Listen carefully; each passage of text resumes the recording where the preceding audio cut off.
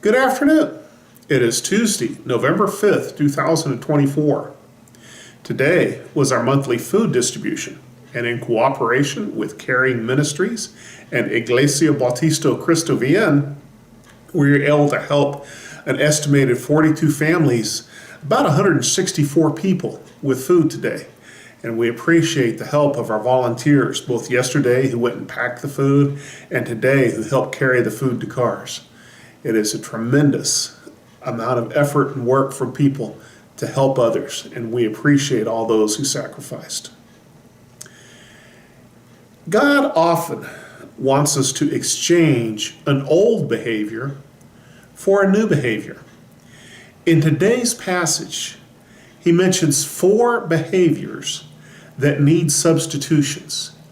As we're in this process of transferring from an old life to a new life, he's going to give us some suggestions. In Ephesians chapter 4, verses 25 to 29, and I'm reading from the New Living Translation, 2nd edition, he says, "So stop telling lies.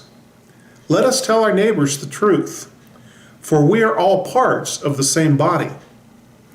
And don't sin by letting anger control you. Don't let the sun go down while you are still angry, for anger gives a foothold to the devil. If you're a thief, quit stealing.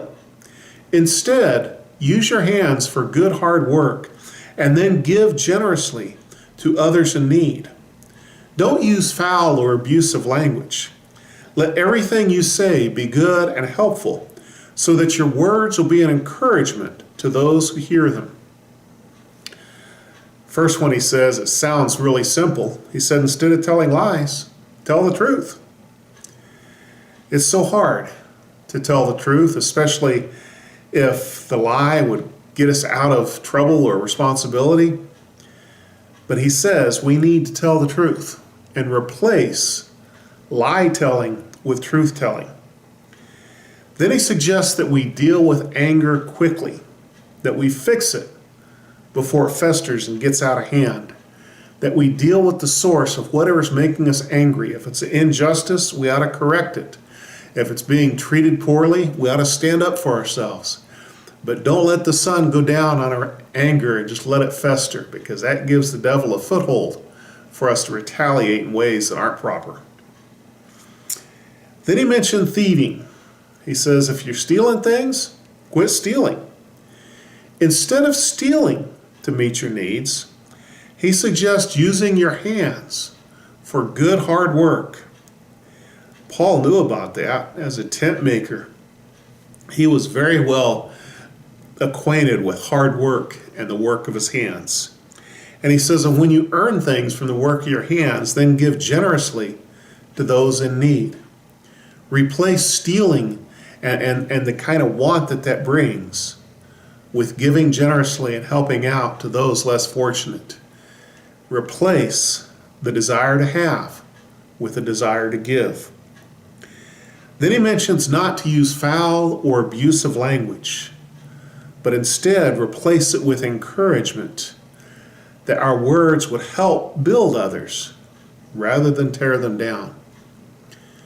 Our world is full of foul and abusive language, and it's only getting worse.